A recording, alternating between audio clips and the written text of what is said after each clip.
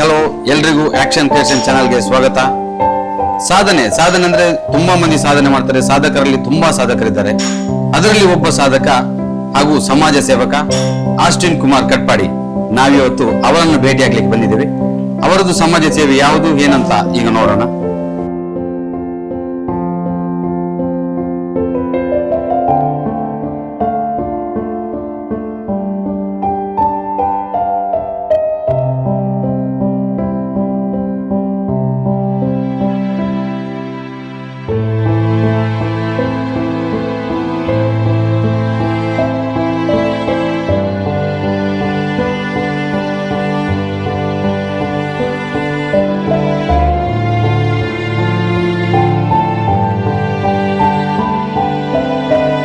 ಅಶ್ವಿನ್ ಅವರೇ ನಮಸ್ತೆ. ನಮಸ್ತೆ ಸರ್, ನೀವು ಎಷ್ಟು ವರ್ಷದಿಂದ ಈ ಸೇವೆಯನ್ನು ಮಾಡ್ತಾ ಇದ್ದೀರಾ? 26 ವರ್ಷದಿಂದ ಈ ಮಶಾನದಲ್ಲಿ ಸೇವೆ ಮಾಡ್ತಾ ಇದ್ದೀನಿ.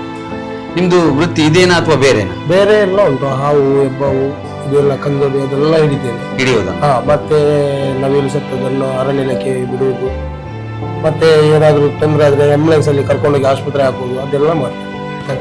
ಒಂದು ವಿಷಯ ಏನಂದ್ರೆ, ನಮ್ಗೆ ತಿಳಿದು ಬಂದದ್ದು ನಿಮ್ಮ ಎಲ್ಲ ಸೇವೆಯನ್ನು ಗುರುತಿಸಿ ನಮ್ಮ ರಾಜ್ಯ ಪ್ರಶಸ್ತಿಯನ್ನು ಕೊಟ್ಟಿದ್ದಾರೆ ಅಂತ ಕೇಳಿದ್ದೀವಿ. ಹೌದು, 23ರಲ್ಲಿ ನಮಗೆ ಜಿಲ್ಲಾ ರಾಜ್ಯೋತ್ಸವ ಪ್ರಶಸ್ತಿಯನ್ನು ಕೊಟ್ಟಿದ್ದಾರೆ. ತುಂಬಾ ಸಂತೋಷದ ವಿಷಯ ನಮಗೂ ಕೂಡ. ಸರ್, ಈ ಸ್ಮಶಾನ ಈಗೇನಿತ್ತು ಅಥವಾ ಚೇಂಜಸ್ ಮೊದಲು ಹೇಗಿತ್ತು? ಮುಂಚೆ ಇದೆಲ್ಲ ಹೀಗಿರ್ಲಿಲ್ಲ. ಒಂದು ಹೊಂಡದಲ್ಲಿ ಇಟ್ಟು ನಾವು ಮನೆಯಲ್ಲೆಲ್ಲ ಹೇಗೆ ಮಾಡ್ತೀವಿ ಹಾಗೆ ಕಟ್ಟಿಗೆ ಇಟ್ಟು ಮಾಡ್ತಾ ಇದ್ವಿ. ಆ ನಂತರ ಒಂದು ಟಬ್ಬು ಬಂತು, ಮತ್ತೊಂದು 2ನೇ ಟಬ್ಬು ಬಂತು. ಹಾಗಾಗಿ ಅದರಲ್ಲಿ ಮಾಡ್ತಾ ಇದ್ವಿ.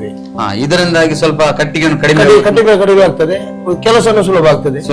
ಹಾಗೆ ಮತ್ತೊಂದು ಸರ್, ಈಗೆಲ್ಲ ಸ್ಮಶಾನ ಅಂದ್ರೆ ಕೆಲವರು ಹೆದರ್ತಾರೆ. ಹೆದರಿಕೆ ನಿಮ್ಗೆ ಏನಾದ್ರು ಅನುಭವ? ನನಗೆ ಏನಿಲ್ಲ, ನಾನು ಇಲ್ಲೇ ಬೇಕಾದ್ರೆ ಮಲ್ಕೊಳ್ತೇನೆ.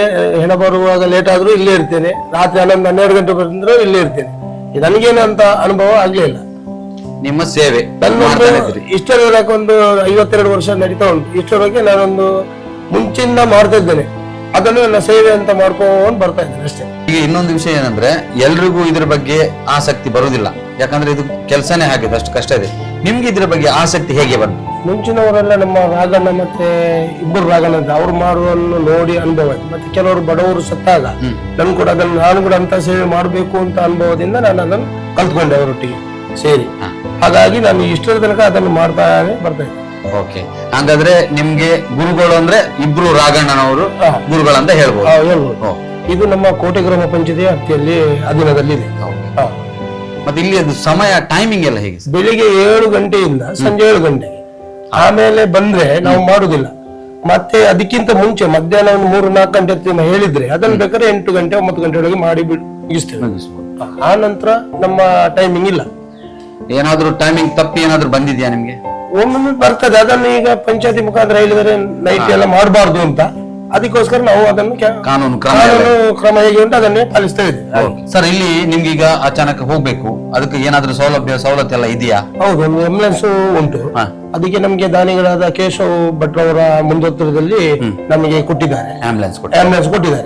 ಮತ್ತೆ ಈಗ ಒಂದು ಮನೆಯಲ್ಲಿ ಸತ್ತರೆ ಅದು ಅವರು ಹೊರದೇಶದಿಂದ ಬರುವ ಹೊತ್ತಿಗೆ ಅದು ಫ್ರೀಜರ್ ಬೇಕಂದ್ರೆ ಅದು ಕೂಡ ನಮ್ಮಲ್ಲಿ ಉಂಟು. ಅದನ್ನು ಕೂಡ ವಿನಯ್ ನಾಯಕ್ ಅವರು ಕೊಟ್ಟಿದ್ದಾರೆ. ಮತ್ತೊಂದು, ಈಗ ಸ್ನಾನ ಮಾಡಿಸುವಾಗ ಮನೆಯಲ್ಲಿ ಎಲ್ಲರೂ ಬೆಂಚ್ ಇರುವುದಿಲ್ಲ, ಅದಕ್ಕೂ ಕೂಡ ಮರದೇ ಬೆಂಚ್ ಅನ್ನು ಹಲಸಿನ ಮಾವಿನ ಮರದ್ದೇ ಮಾಡಿಕೊಟ್ಟಿದ್ದಾರೆ. ಇವರು ನಾರಾಯಣ್ ಶಾಂತಿ ಅವರವರು ಫ್ಯಾಮಿಲಿಯಿಂದ ಮಾಡಿಕೊಟ್ಟಿದ್ದಾರೆ. ಎಲ್ಲಿ ಬೇಕಾದ್ರೆ ಈಗ ಎಲ್ಲಿ ಬೆಂಚ್ ಸಿಗುದಿಲ್ಲ, ಹಾಗಾಗಿ ಅವರೊಂದು ಕಟ್ಟಿಗೆ ಮಾವಿನ ಮರದ್ದೇ ಮಾಡಿ ಕೊಟ್ಟು ಎಲ್ಲರೂ ಸತ್ತಾಗ ಇಲ್ಲಿಂದ ತಗೊಂಡು ಹೋಗ್ತಾರೆ.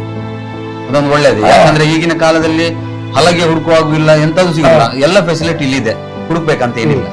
ಸರ್, ಹಾಗೇನೆ ಈ ಸೇವೆಯನ್ನು ಹೊರತುಪಡಿಸಿ ಇನ್ನೊಂದು ಸೇವೆಯನ್ನು ಮಾಡ್ತೀರಾ ಅಂತ ಕೇಳಿದೀವಿ. ಅಂದ್ರೆ ಈಗ ಹಾವು ಆಗ್ಲಿ ಹೆಬ್ಬಾವಾಗ್ಲಿ ಏನೇ ಸರಿಸೂಪ ಇದ್ರು ಅದನ್ನು ಹೋಗಿ ಹಿಡಿತೀರಾ, ಅದನ್ನು ಹೋಗಿ ಸುರಕ್ಷಿತವಾಗಿ ಕಾಡಲ್ಲಿ ಬಿಡ್ತೀರಾ ಅಂತ ಕೇಳಿದ್ರು. ಅದು ಹೇಗೆ ಸರ್?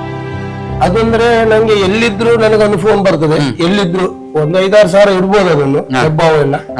ಅದನ್ನು ಹಿಡಿದು ನಾನು ಅರಣ್ಯ ಇಲಾಖೆಗೆ ಒಪ್ಪಿಸ್ತೇನೆ, ಹೋಗಿ ತಗೊಂಡೋಗಿ ಅವರು ಅದನ್ನು ಅಲ್ಲಿಂದ ಕಾಡಿಗೆ ಬಿಡ್ತಾರೆ. ನನಗೆ ಒಂದು 4-5 ಸಾರಿ ಕಚ್ಚಿದೆ. ಹೆಬ್ಬಾವು ಮಾತ್ರ, ಮತ್ತೆ ಬೇರೆ ಏನು ಕಚ್ಚಲಿಲ್ಲ. ಅದೆಲ್ಲ ನಿಯತ್ತಲ್ಲಿ ಹಿಡಿದು ಡಬ್ಬಿ ಒಳಗೆ ಹಾಕಿ ಕರ್ಕೊಂಡು ಹೋಗಿ ಅಲ್ಲಿ ಬಿಟ್ಟು ಬರ್ತೇನೆ. ಓಕೆ, ಮತ್ತೊಂದು ಸರ್ ವಿಚಾರ ಏನಂದ್ರೆ, ಈಗ ನವಿಲು ಸತ್ತದ್ದು ನಿಮ್ಗೆ ಸಿಕ್ಕಿದೆ ಅಂತ ಕೇಳಿದಿವಿ. ಹೌದು, ತುಂಬಾ ಸಿಕ್ಕಿದೆ. ಅದನ್ನು ಕೂಡ ಹಾಗೇನೆ ಅದನ್ನು ಅರಣ್ಯ ಇಲಾಖೆ ತಿಳಿಸಿ, ಪೊಲೀಸ್ ಅವರಿಗೆ ತಿಳಿಸಿ, ಗೋಆಸ್ಪತ್ರೆಯವರಿಗೆ ತಿಳಿಸಿ, ಸ್ವಲ್ಪ ಹುಷಾರಿಲ್ಲದನ್ನು ಕರ್ಕೊಂಡು ಹೋಗಿ ಆಸ್ಪತ್ರೆಗೆ ಹಾಕಿ ಅಲ್ಲಿಂದ ಮದ್ದು ಮಾಡಿ ಅರಣ್ಯ ಇಲಾಖೆದವರಿಗೆ ಒಪ್ಪಿಸ್ತಾ ಇದ್ದೆ. ಸರ್, ಈಗ ಆಂಬ್ಯುಲೆನ್ಸ್ ಹೇಳಿದ್ರಿ ಸೇರಿದೆ, ಈಗ ನಿಮ್ಗೆ ಆಂಬ್ಯುಲೆನ್ಸ್ಗೆ ಹೆಲ್ಪ್ಗೆ ಯಾರು ಬರ್ತಾರೆ, ಮತ್ತೆ ಈ ಕೆಲಸಕ್ಕೆ ಬೇರೆ ಹೆಲ್ಪ್ ಬರ್ತಾರ? ಮುಂಚೆ ದಿನೇಶ್ ಅಂತ ಇದ್ರು, ದಿನೇಶ್ ಪೂಜಾರಿ ಅಂತ. ಆ ನಂತರ ಅವರು ಬಿಟ್ರು. ಆ ನಂತರ ನಮ್ಗೆ ದಾಮು ಅಂತ ಪಂಚಾಯತಿಯಲ್ಲಿಂದ ಬರ್ತಾ ಇದ್ದಾರೆ. ಮತ್ತೆ ದಾಮು ಇಲ್ಲದಾಗ ಸಂದೀಪ್ ಅಂತ ಅವ್ರು ಬರ್ತಾರೆ. ಎಷ್ಟು ರಾತ್ರಿಗೂ ಕರೆದ್ರು ನಮ್ಮೊಟ್ಟಿಗೆ, ಎಷ್ಟು ಈಗ ಪೇಷಂಟ್ ಕರ್ಕೊಂಡು ಫೋನ್ ಬಂದ್ರೆ ನಂಗೆ ಬರ್ತದೆ, ನಾನು ಅವರಿಬ್ಬರಿಗೆ ಯಾರಾಗಿ ಒಬ್ಬರಿಗೆ ಫೋನ್ ಮಾಡಿ ಬಂದು ನಾವು ಆಸ್ಪತ್ರೆ ರೆಡಿ ಇರ್ತಾರೆ ಯಾವಾಗ. ಓಕೆ, ಆಸ್ಟಿನ್ ಅವರ ಜೊತೆ ಈಗ ಸದಾ ಇರುವವರು ದಾಮು ಹಾಗೇನೆ ಸಂದೀಪ್, ಇನ್ನೂ ಇದ್ದಾರೆ. ಏನ್ ಹೆಸರು ಹೇಳಿದ್ವಿ? ಸಂಜೀವ ಮತ್ತೆ ದಿನೇಶ್, ಹಾಗೆಲ್ಲ ಅವರಿಬ್ರು ಮುಂಚೆ ಮಾಡ್ತಿದ್ರು. ಅವರು ಮತ್ತೆ ರಾಘು ಅಂತ ಇದ್ದ, ಅವರು ಮಾಡ್ತಿದ್ರು. ಮತ್ತೆ ನಾನೀಗ ಒಂದು ವೇಳೆ ಹುಷಾರಿಲ್ಲದಾಗ ಅಥವಾ ಏನಾದ್ರು ಎಲ್ಲ ಹೋದ್ರೆ ನಮ್ಮ ದಾಮು ಅಂತ ಇದ್ದಾರೆ, ಮತ್ತೆ ಸಂದೀಪ್ ಅವರು ಸೇರಿ ಅವರು ದಾಮು ಕೂಡ ಮಾಡ್ತಾರೆ. ಸರ್, ಇಲ್ಲಿ ಈಗ ಇಷ್ಟೆಲ್ಲ ಸುಡ್ಲಿಕ್ಕೆ ಕಟ್ಟಿಗೆ ವ್ಯವಸ್ಥೆ ಎಲ್ಲ ಬೇಕು, ಅದೆಲ್ಲ ಹೇಗೆ, ಇಲ್ಲಿಂದ? ಕಟ್ಟಿಗೆ ಅಂದ್ರೆ ನಮಗೆ ಹೆಣದ ಮೇಲೆ ಇಡ್ಲಿಕ್ಕೆ ಎಲ್ಲ ಇಲ್ಲಿ ಅಂಗಡಿಯಿಂದ ತರ್ತೇವೆ, ಡಿಪ್ಪದಿಂದ. ಮತ್ತೆ ಎಲ್ಲರೂ ಮನೆಯಲ್ಲಿ ಕಡ್ದ ಮರವನ್ನೆಲ್ಲ ಉಂಟಲ್ಲ, ಬೇಡ ಅಂತ ಅವರು ತಂದು ಇಲ್ಲಿ ಹಾಕ್ತಾರೆ, ಇಲ್ಲಿಗೆ ದಾನ ಅಂತ ಕೊಡ್ತಾರೆ, ನೀವೇ ಇದಕ್ಕೆ ಯೂಸ್ ಮಾಡಿ ಅಂತ. ನಾವು ಅದಕ್ಕೆ ಕಟ್ಟಿಗೆ ಹೊಡಿಲಿಕ್ಕೂ ಮಡಲೆಲ್ಲ ಹೆಕ್ಕಿ ತರ್ತೇವೆ ಎಲ್ಲ. ಅವರು ಅಲ್ಲಿ ಕಟ್ಟಿಗೆ ಹೊಡಿತಾ ಇದ್ದಾನೆ, ಅವನೇ ಎಲ್ಲ ಇದನ್ನು ಹೊಡೆದೆಲ್ಲ ಒಳಗಾಗಿ ಇಟ್ಟು ಹೋಗ್ತಾರೆ. ಏನವ್ರ ಹೆಸರು? ಮಲ್ಲೇಶ ಅಂತ. ಕಟ್ಟಿಗೆ ಹೊಡೆಯುವಂತದ್ದು ಕೆಲಸ ಎಲ್ಲ ಅವರೇ ಮಾಡುದು. ಇದು ನಮ್ಮ ಆಫೀಸು, ಎಲ್ಲ ಅವರ ಡೆತ್ ಆದ ಇದನ್ನು ಬರೀಲಿಕ್ಕೆ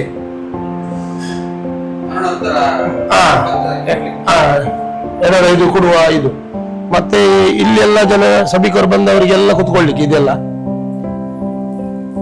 ನೀವು ನೋಡುವ ಹಾಗೆ ಇಲ್ಲಿ ಕಟ್ಟಿಗೆ ಒಳಗೆ, ಆದ್ರೆ ಇದು ಇಲ್ಲಿ ತಂದದ್ದು ಹೌದು, ಆದ್ರೆ ಕೆಲವರು ಮನೆಯಲ್ಲಿ ಮರ ಎಲ್ಲ ಕಡ್ದು ಅಲ್ಲೇ ಬಿಸಾಡ್ತಾರೆ. ದಯವಿಟ್ಟು ಯಾರು ಕೂಡ ಮರವನ್ನು ಬಿಸಾಡಬೇಡಿ. ತೆಂಗಿನ ಮರ ಆಗ್ಲಿ, ಯಾವುದೇ ಮರ ಆಗ್ಲಿ, ಇಲ್ಲಿ ಸುಡ್ಲಿಕ್ಕಂತ ನಿಮ್ಮಿಂದ ಕೊಟ್ರೆ ನಿಮ್ದು ಒಂದು ಸೇವೆ ಅಂತ ಆಗುತ್ತೆ. ಹಾಗಾಗಿ ಯಾರು ಕೂಡ ಮರ, ಏನೇ ಮರ ಇರಲಿ, ಕಟ್ಟಿ ಬಿಸಾಡಬೇಡಿ. ದಯವಿಟ್ಟು ಇಲ್ಲಿಗೆ ಕೊಟ್ಟು ಒಂದು ಸಹಕಾರವನ್ನು ಕೂಡ ಮಾಡಿ ಅಂತ ಕೇಳ್ಕೊಳ್ತೀನಿ.